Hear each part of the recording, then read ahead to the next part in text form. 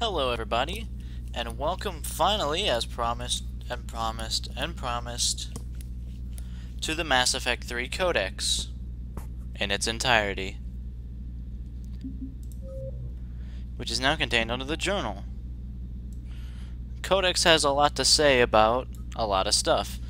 This is recorded right before the endgame sequence, which I figured would be the best time to do it, and there is so much to get through. We're going to do the primary codex first because it is voice acted. That always makes it more interesting. And I'm just going to proceed down the list and pretty much just let the codex speak for itself. If you've ever wanted to know way too much about Mass Effect, and lots of people do, because this series has been held together by some really good sci-fi, here we go. Thank you for watching, everybody. The Asari were the first species to discover the Citadel. When the Solarians arrived, it was the Asari who proposed the establishment of the Citadel Council to maintain peace throughout the galaxy. Since then, the Asari have served as the mediators and centrists of the Council. An all-female race, the Asari reproduce through a form of parthenogenesis. Each Asari can attune her nervous system to that of another individual of any gender and of any species to reproduce. This capability has led to unseemly and inaccurate rumors about Asari promiscuity. Asari can live for over 1,000 years, passing through 3 stages of life. In the maiden stage, they wander restlessly, seeking new knowledge and experience. When the matron stage begins, they meld with interesting partners to produce their offspring.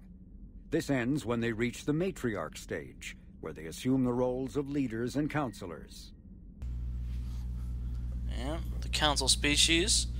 There should be a 4th entry under humans, but we get our own bit. It's worth noting that the Asari are all female and also don't have genders, but they're all female. It works out to the same way, but depending on who's writing it, it's slightly different. It was mostly a way to include space lesbianism in the first one when BioWare was still a bit skittish about that. Not for no reason. The second species to join the Citadel, the Solarians, are warm-blooded amphibians with a hyperactive metabolism. Solarians think fast, talk fast, and move fast. To Solarians, other species seem sluggish and dull-witted. Unfortunately, their metabolic speed leaves them with a relatively short lifespan. Solarians over the age of 40 are a rarity. The Solarians were responsible for advancing the development of the primitive Krogan species to use as soldiers during the Rachni Wars. They were also behind the creation of the genophage bioweapon the Turians used to quell the Krogan rebellions several centuries later.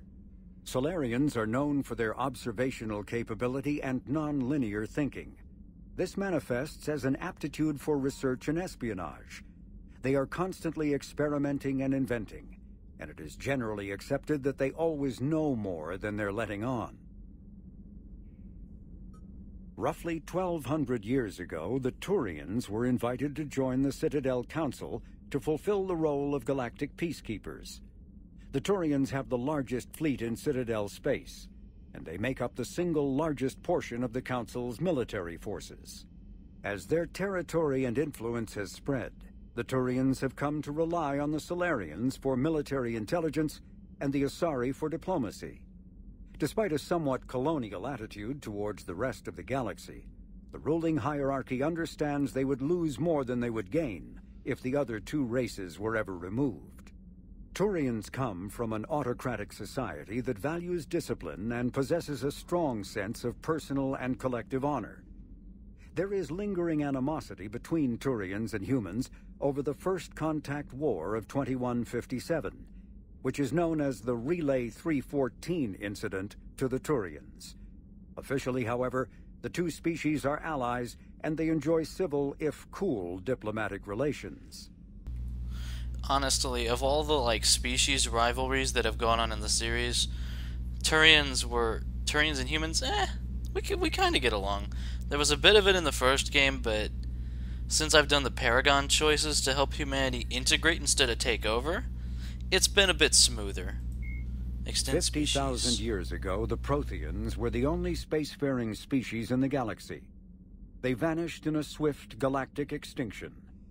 Only the legacy of their empire remains, They are believed to have built the mass relays and the Citadel, which have allowed numerous species to explore and expand throughout the galaxy. Prothean ruins are found on worlds across the galaxy. While surprisingly intact for their age, functioning examples of Prothean paleotechnology are rare. Time and generations of looters have picked their dead cities and derelict stations clean. Some believe the Protheans meddled in the evolution of younger races. The Hanar homeworld of Kage, for example, shows clear evidence of former Prothean occupation. The presence of a former Prothean observation post on Mars has caused a rebirth of interventionary evolutionists among humans. These individuals believe the god myths of ancient civilizations are misremembered encounters with aliens. That's a common theme for a lot of science fiction. I guess I said I wouldn't offer commentary, but this is mostly to keep myself interested while I do all this. 50,000 years ago. Thank you. Also, something to note is that 50,000 years this ago, is what the people thought Protheans Protheans were the looked only like. spacefaring- That's a statue on the world of Ilos, which we visited in the first one. That's what people thought Protheans looked like until we found out in the third game. Well, I mean, after we saw the Collectors, which are husks of Protheans, that's how it goes. In the early 2160s, the Alliance began aggressive colonization of worlds in the Skyllian Verge, much to the dismay of the Batarians, who had been developing the region for several decades. In 2171, the Batarians petitioned the Council to declare the Verge a zone of Batarian interest. The Council refused, however, declaring unsettled worlds in the region open to human colonization. In protest, the Batarians closed their Citadel embassy and severed official diplomatic relations with the Council, effectively becoming a rogue state. They instigated a proxy war in the Verge by funneling money and weapons to criminal organizations, urging them to strike at human colonies. Hostilities peaked with the Skyllian Blitz of 2176, an attack on the human capital of Elysium by Batarian-funded pirates and slavers. In 2178, the Alliance retaliated with a crushing assault on the moon of Torfan, long used as a staging base by Batarian-backed criminals. In the aftermath, the Batarians retreated into their own systems and are now rarely seen in Citadel space. Good. Batarians really got the short end of the stick throughout the series, and especially in this game. But God, it's hard to think of many species who deserve the short end of the stick more. I'm totally space racist against them. Skyllian Blitz, Elysium, that's Shepard's war hero backstory that I selected for this Commander Shepard. Torfan is another one. I think, yeah, it's either Soul Survivor or Ruthless. I got that mixed up before in my Mass Effect 1 Let's Play. 2 centuries ago, the Hanar helped 375,000 members of the Drell race migrate to the Hanar homeworld Kage to escape the environmental extermination that had claimed the remaining 11 billion Drell. Nearly all Drell demonstrate tremendous loyalty to their famously reclusive saviors. The intimacy of their relationship, expressed in a formal socio-political alliance called the Compact, also results in extremely close personal relations, in which some Drell actually learn Hanar soul names. While most Drell reside on Kage, some assist Hanar off-world as envoys, researchers, co-investors, wayfarers, assassins, or otherwise, eager to help their saviors. For a century, galactic wisdom has held that behind any high-ranking Hanar hides a resourceful and fanatically devoted Drell. The omnivorous reptilian Drell possess an average lifespan of 85 galactic standard years. Having evolved on an arid planet, Drell face serious illness on the Hanar homeworld, especially Kepral's syndrome, a fatal bacterial lung disease. That's the disease that would have claimed Thane, and pretty much did. His wounds in the Battle of the Citadel, the latest one, the one that Cerberus instigated because it exacerbated the problem. The Elcor are a Citadel species native to the high-gravity world Dakuna. They are massive creatures standing on 4 muscular legs for increased stability. Elcor move slowly, an evolved response to an environment where a fall can be lethal. This has colored their psychology, making them deliberate, and conservative. Elcor speech is ponderous and monotone. Among themselves, scent, slight movements, and subvocalized infrasound convey shades of meaning that make a human smile seem as subtle as a fireworks display. Since their subtlety can lead to misunderstandings with other species, the Elcor often go out of their way to clarify when they are being sarcastic, amused, or angry. Dacuna's high gravity impedes mountain formation. Most of the world consists of flat, open plains, which prehistoric Elcor wandered across in small family bands. Modern Elcor still prefer open sky, and can become restless and uncomfortable on long starship journeys. Who doesn't?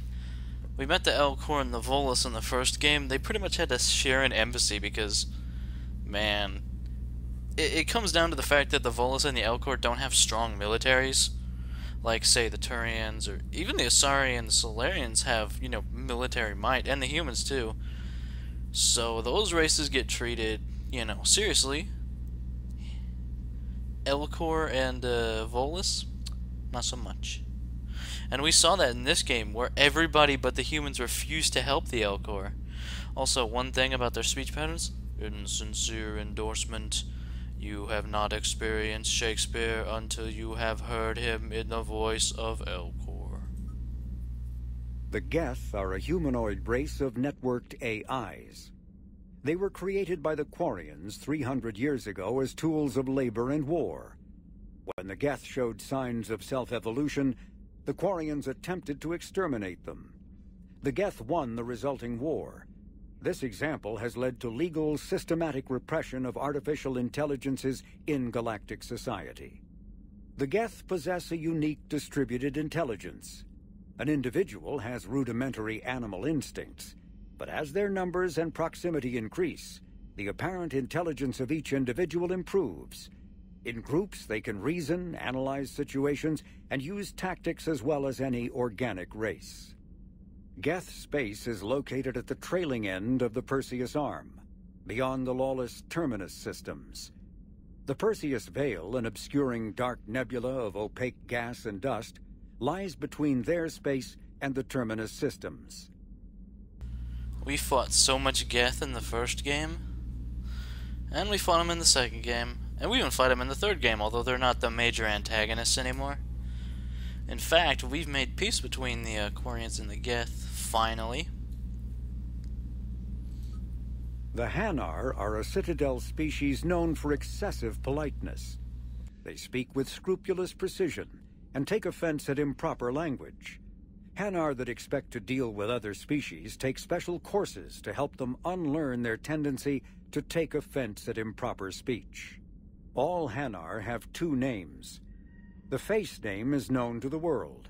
The soul name is kept for use among close friends and relations. Hanar never refer to themselves in the first person in conversation with someone they know on a face name basis. To do so is considered egotistical, so instead they refer to themselves as this one, or the impersonal it. Their homeworld, Kage, has 90% ocean cover and orbits an energetic white star, resulting in a permanent blanket of clouds. Due to the presence of Prothean ruins on the world, many Hanar worship them, and Hanar myths often speak of an elder race that civilized them by teaching them language. Enkindlers, you big stupid jellyfish. When the Asari discovered the Citadel, they also discovered the Keepers, a docile, multi-limbed insect race that seemingly exists only to maintain and repair the great Prothean station. Early attempts to communicate with or study the Keepers were failures, and it is now illegal to interfere with or impede Keeper activity. Because they are completely non-threatening, Keepers have become virtually invisible to everyone else.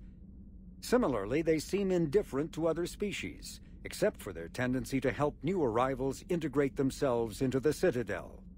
No matter how many Keepers die due to old age, violence, or accident, they maintain a constant number.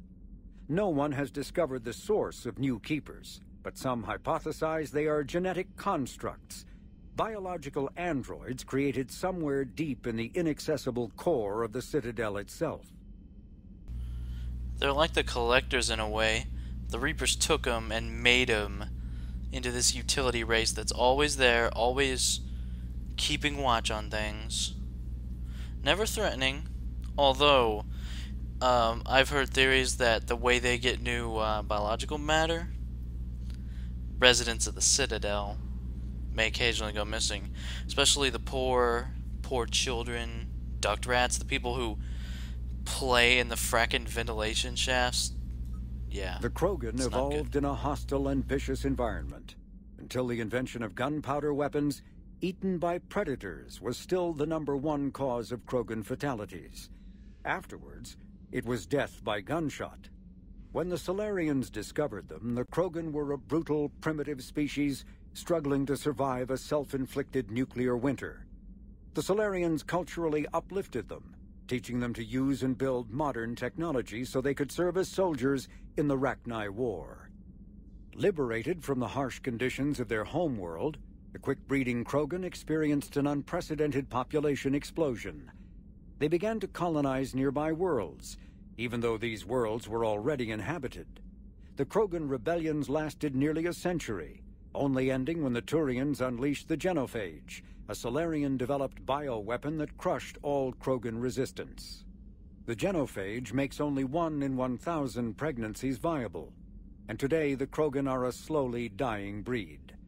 Understandably, the Krogan harbor a grudge against all other species, especially the Turians. And the Solarians. They kind of blame everyone, but those two really get it. And if Erdnot Rex's brother Reeve is on the throne instead of him, I'd probably favor keeping the Genophage in place, honestly, because Reeve is a fucking nightmare. But we chose correctly. Driven from their home system by the Geth nearly 3 centuries ago, most Quarians now live aboard the Migrant Fleet, a flotilla of 50,000 vessels ranging in size from passenger shuttles to mobile space stations. Home to 17 million Quarians, the flotilla understandably has scarce resources. Because of this, each Quarian must go on a rite of passage known as the Pilgrimage when they come of age. They leave the fleet and only return once they have found something of value they can bring back to their people. Other species tend to look down on the Quarians for creating the Geth and for the negative impact their fleet has when it enters a system. This has led to many myths and rumors about the Quarians, including the belief that underneath their clothes and breathing masks, they are actually cybernetic creatures, a combination of organic and synthetic parts. Yeah, space gypsies. Met Tali on her pilgrimage in the first game, that's why she was, around. The Volus are a member species of the Citadel with their own embassy, but they are also a client race of the Turians. Centuries ago, they were voluntarily absorbed into the hierarchy, effectively trading their mercantile prowess for Turian military protection. Irun, their home world, lies far beyond the normal life zone of its star. However, the world has a high-pressure greenhouse atmosphere that traps enough heat to support an ammonia-based biochemistry. As a result, the Volus must wear pressure suits and breathers when dealing with other species, as conventional nitrogen-oxygen air mixtures are poisonous to them, and in the low-pressure atmospheres tolerable to most species, their flesh will actually split open. Volus culture is tribal, bartering lands and even people to gain status. This culture of exchange inclines them to economic pursuits. It was the Volus who authorized the Unified Banking Act, and they continue to monitor and balance the Citadel economy. Although the Volus do have one dreadnought, it's very much shaped in the same way as a Turian ship because, well, They also have bombing fleets. They're not totally ineffective. Many are grumpy, however. Thresher maws are subterranean carnivores that spend their entire lives eating or searching for something to eat. Threshers reproduce via spores that can lie dormant for millennia, yet are robust enough to survive prolonged periods in deep space and atmospheric re-entry. As a result, Thresher spores appear on many worlds, spread by previous generations of space travelers. The body of a Thresher never entirely leaves the ground. Only the head and tentacles erupt from the Earth to attack. In addition to physical attacks, Threshers have the ability to project toxic chemicals and emit bursts of infrasound as a shockwave weapon. The Alliance first encountered Threshers on the colony of Akuz in 2177. After contact was lost with the Pioneer team, Marine units were deployed to investigate. The shore parties were set upon by hungry Threshers, and nearly the entire assault force was killed. Alliance forces recommend engaging Threshers with vehicle-mounted heavy weapons. No kidding, you saw a lot of these fuckers in the first game. I absolutely hated them. I was playing on easy mode though, so they weren't too bad. In the second one, we killed one on foot with Grunt to prove he's a man. That's why he's not Grunt instead of just Grunt. That's also why he survived his mission to the Rachni tunnels. Citadel and Galactic Government. The Citadel is an ancient deep space station presumably constructed by the Protheans. Since the Prothean extinction, numerous species have come to call the Citadel home. It serves as the political, cultural, and financial capital of the galactic community. To represent their interests, most species maintain embassies on the Presidium, the Citadel's inner ring. The Citadel Tower in the center of the Presidium holds the Citadel Council chambers. Council affairs often have far-reaching effects on the rest of the galactic community. 5 arms, known as the Wards, extend from the Presidium. Their inner surfaces have been built into cities, populated by millions of inhabitants from across the galaxy. The Citadel is virtually indestructible. If attacked, the station can close its arms to form a solid, impregnable shell. For as long as the station has existed, an enigmatic race called the Keepers has maintained it. Yep. And as we learned basically from the first game onwards, the Reapers made it, just as they made the Keepers in the mass relays, so that we would develop along the lines they desired. Spectres are agents from the Office of Special Tactics and Reconnaissance and answer only to the Citadel Council. They are elite military operatives, granted the authority to deal with threats to peace and stability in whatever way they deem necessary. They operate independently or in groups of 2 or 3. Some are empathetic peacekeepers resolving disputes through diplomacy. Others are cold-blooded assassins, ruthlessly dispatching problem individuals.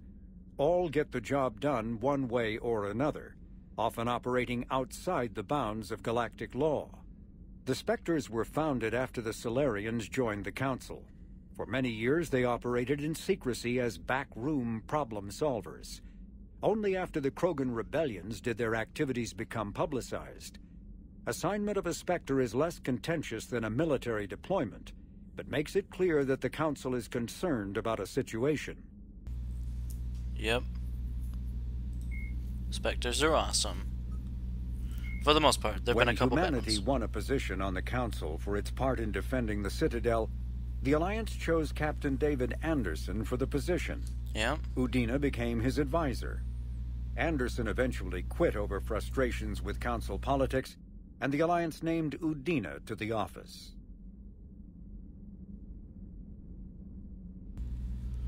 Which, I do appreciate that they actually legitimately explained why Udina was the counselor now. I wish it could have still been, you know, Counselor Anderson, because it was just fun to jab that in the council's face and make them listen to like a legitimate person. Despite his unwavering focus on human interests, Counselor Udina is usually willing to collaborate with other species, until he decided on his Cerberus coup attempt. Seriously, man. Dick. You're a dick, and you're dead. By the way, if Shepard doesn't shoot him, the Vermeer survivor does. Assuming, of course, that you didn't kill them to get to the council. I'm not sure what happens then. I think it may be deadly for the council, or something. Earth, the home world and capital of humanity, was enjoying a new golden age before the Reapers attacked. Disease, pollution, and other social ills were on the decline, thanks to technological advances and a wealth of resources from the colonies. Earth was an inspiration even to alien cultures, resulting in influence out of proportion with humanity's brief time on the galactic stage. The Reaper attack has put an end to any semblance of this former life. The great cities of Earth are storehouses of human DNA for the Reapers to harvest. Reaper gunships, capable of megaton-scale firepower, annihilated industrial centers in seconds. The militaries of Earth's disparate nation-states have retained only partial communication with the system's alliance fleets, leaving the planet's resistance efforts uncoordinated and vulnerable. The loss of the comm buoy network has cut off Earth's economy from the rest of the galaxy, sending shockwaves across galactic markets and a significant obstacle to receiving aid. Yep, things are bad. Well, we won, so things were bad. I'm just gonna post this after I'm done with the whole series, honestly, because even though this is before the endgame sequence, there's probably gonna be spoilers I'm gonna let fly by accident, so whatever. A political economic pact for collective colonial security, the Alliance is the central galactic institution of human society. The Alliance gained associate membership to the Citadel Council in 2165 and full membership in 2183, with Ambassador David Anderson representing humanity. Human political economic relationships vary between combative and lucrative. The Turians, who'd fought humans during the 2157 First Contact War, have become valuable trade partners, despite residual social hostility. Other relationships are even more complicated. The rapid rise of human political influence on the Council, achieving in decades what others waited or are still waiting centuries to acquire, has galvanized suspicion and resentment against humanity. That negativity is vastly outweighed by the respect and trust humanity earned by saving the Council during the 2183 attack on the Citadel, at the cost of Alliance cruisers Cairo, Cape Town, Emden, Jakarta, Madrid, Seoul, Shenyang, and Warsaw, and their 2,400 crew. And that is actually the figure that Shepard can slap Khaleesi, Benzine, and Al-Jilani with in the second game. Shepard memorized every ship that was lost in the Battle of the Citadel, and just tells her to that's assuming you don't punch her. I actually find it much more satisfying to just tell her the fuck off, like I have done in all 3 games, although there was the issue with the save loading. What I love is that things have changed based on my decisions. I'm just gonna keep praising it. Like, by Mass Effect 3, it really is your experience, with like thousands of variables, all sorts of big and little things. The system's alliance is an independent supranational government representing the interests of humanity as a whole. The alliance is responsible for the governance and defense of all extrasolar colonies and stations. The alliance grew out of the various national space programs as a matter of practicality. Sol's planets had been explored and exploited through piecemeal national efforts. The expense of colonizing entire new solar systems could not be met by any one country. With humans knowing that alien contact was inevitable, there was enough political will to jointly fund an international effort. Still, the Alliance was often disregarded by those on Earth until the First Contact War. While the national governments dithered and bickered over who should lead the effort to liberate Shanxi, the Alliance fleet struck decisively. Post-war public approval gave the Alliance the credibility to establish its own parliament and become the galactic face of humanity. So yes, the human race has united under a single government outside of Earth, but the nation-states still exist. Although they haven't done too well against the Reapers. Known associates. Admiral Stephen Hackett is a decorated officer in the system's alliance, currently assigned to Arcturus Station on the far side of the Sol Relay. In the battle for the Citadel, Admiral Hackett commanded the 5th Fleet. Following that victory, he was promoted to head of the Alliance military. Hackett was born to a single mother in Buenos Aires in 2134. When his mother died in the pandemic of 2146, he was placed in the Advanced Training Academy for Juveniles, where his superior talents in science and leadership quickly became evident. Hackett enlisted in 2152, volunteering for high-risk missions to colonize space beyond the Sol Relay. He was commissioned as a second lieutenant on Arcturus Station in 2156, and soon proved his ability in the First Contact War. His rare ascent from enlisted man to admiral remains an Alliance legend.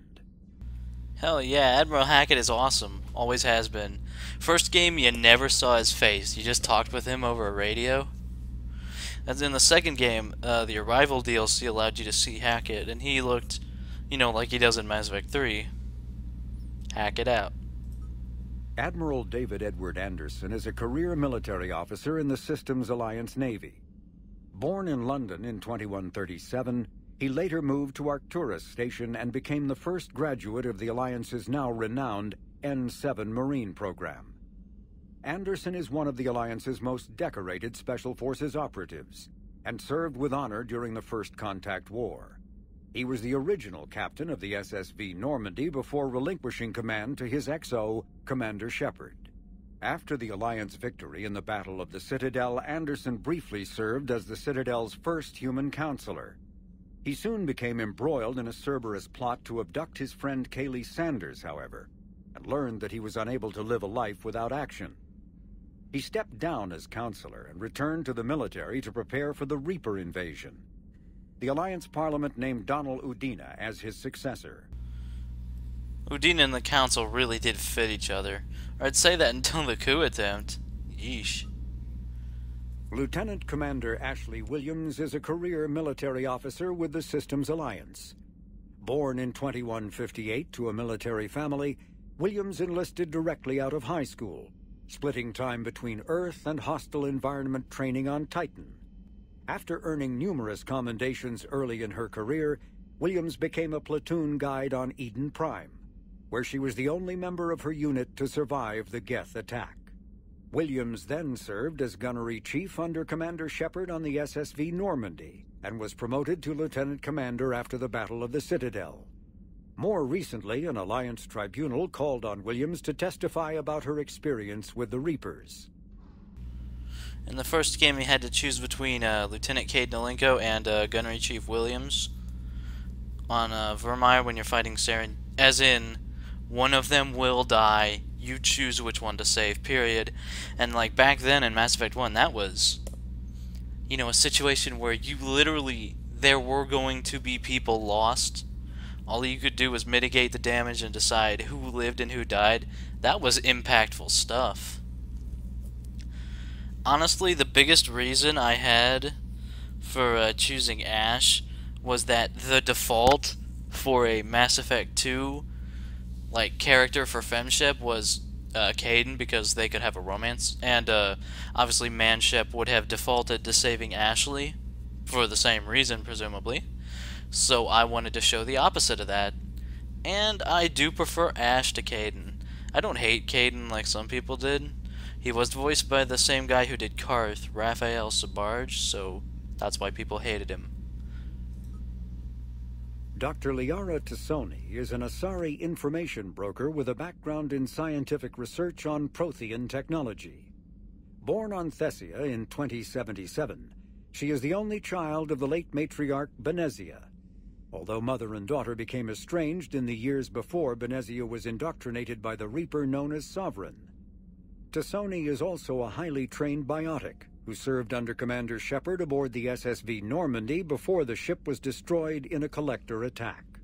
Before she became involved in galactic affairs, Dr. Tassoni spent 50 years researching the Protheans' technology and the mystery of their extinction.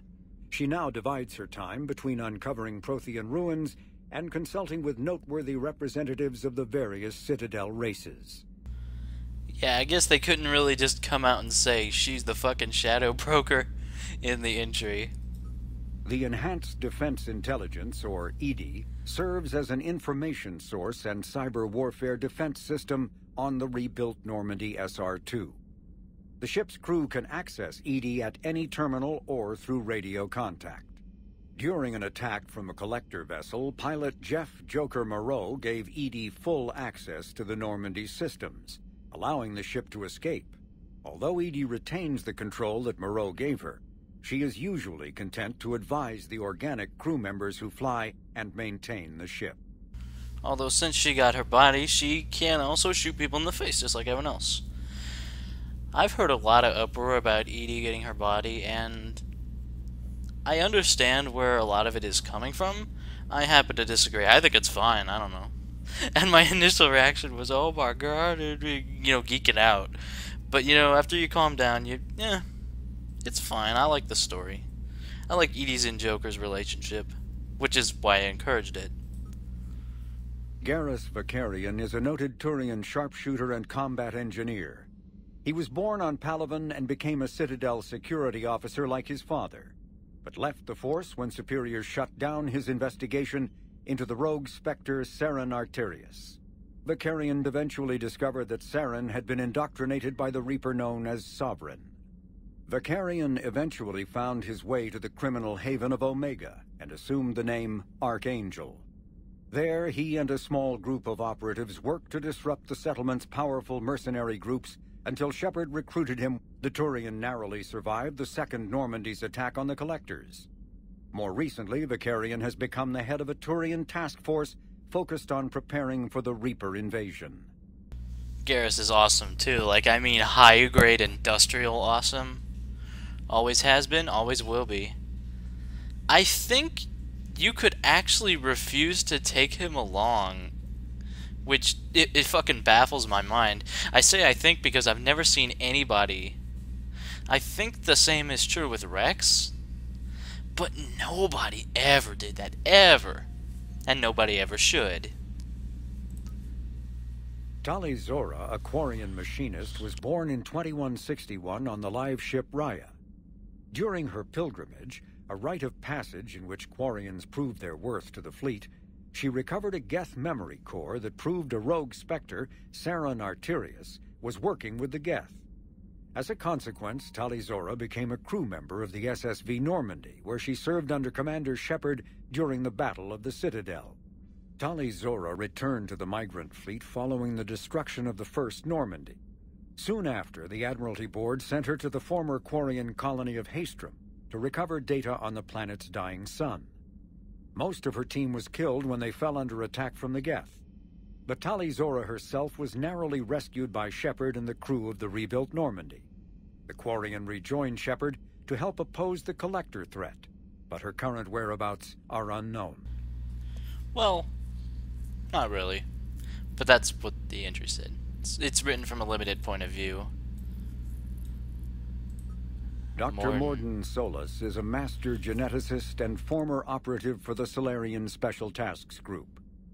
Dr. Solus is well known for his work in perpetuating the genophage, a biological weapon that almost completely sterilized the Krogan species. He eventually left the STG to open a clinic on Omega, where his combat skills kept the clinic safe and operational amid Omega's lawless society. In 2185, Commander Shepard recruited Dr. Solus to research the Collectors and the Reapers. He was a member of the Normandy crew that traveled beyond the Omega-4 relay to attack the Collectors. He survived the mission, but his current whereabouts are unknown. We know exactly where he is. He's up in Krogan heaven. Probably miserable there. Probably not a lot of science gets done in Krogan heaven. Jacob Taylor is a human biotic and was once a Cerberus operative working under Miranda Lawson. Born in 2157, he began his career as a Systems Alliance Marine and served as a member of the Corsairs, an arm's-length program for operatives working outside of Alliance jurisdiction. Taylor survived the Geth attack on Eden Prime, but left the Alliance afterwards because of what he perceived as unresponsiveness in the face of aggression. While working for Cerberus, Taylor thwarted a plot by Batarian terrorists to unleash a bioweapon on the Citadel. Soon after, he was assigned to Project Lazarus, the Cerberus effort to reconstruct Commander Shepard and the Normandy stealth frigate. Following the project's completion, Taylor accompanied Shepard through the Omega-4 relay to destroy the Collectors. He survived that mission and has since left Cerberus, although his current whereabouts and affiliations are unknown. I really like the little touch of when we saw Jacob. His outfit is basically the same, but he removed all those goddamn Cerberus sigils. That was obviously like all the scientists and stuff he was protecting didn't have time to change their uniforms and the walls and stuff. But I just like the little touch that the sigils were removed. It made a lot of sense. Flight Lieutenant Jeff Joker Moreau is a respected pilot with the Alliance Navy. Born and raised on Arcturus Station, he is widely considered to be the best helmsman in the system's alliance. Moreau enlisted with the Navy directly out of school and quickly gained the respect of his superiors. He served as pilot of both the Normandy SR-1 and its successor, the SR-2, and was at their respective helms during the Battle of the Citadel and the assault on the Collectors. Moreau suffers from Vrolik's syndrome, a rare debilitating disorder also known as brittle bone disease.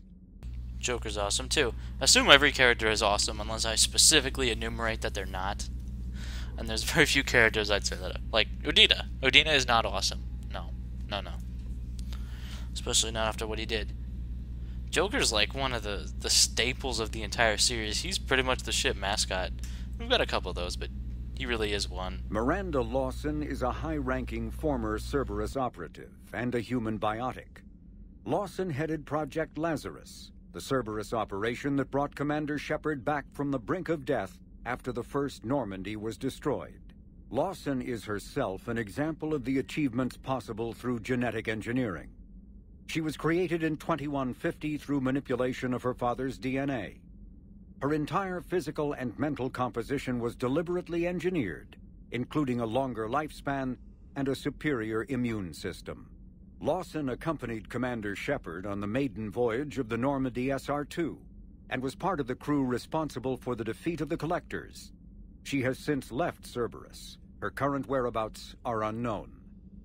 I really think she became a lot more likable in the third game. She became a lot more likable once she dropped the Hitler Youth routine with Cerberus. Dr. Karen Chakwas is a trauma surgeon and a major in the Alliance Navy. She served on the SSV Normandy under both Captain Anderson and Commander Shepard, and was aboard the ship when it was destroyed by the Collectors. She later quit the Alliance in order to rejoin Shepard on the Cerberus-built Normandy SR-2. Along with most of the Second Normandy's crew, Dr. Chakwas was kidnapped by the Collectors and taken beyond the Omega-4 relay, where Commander Shepard eventually rescued her.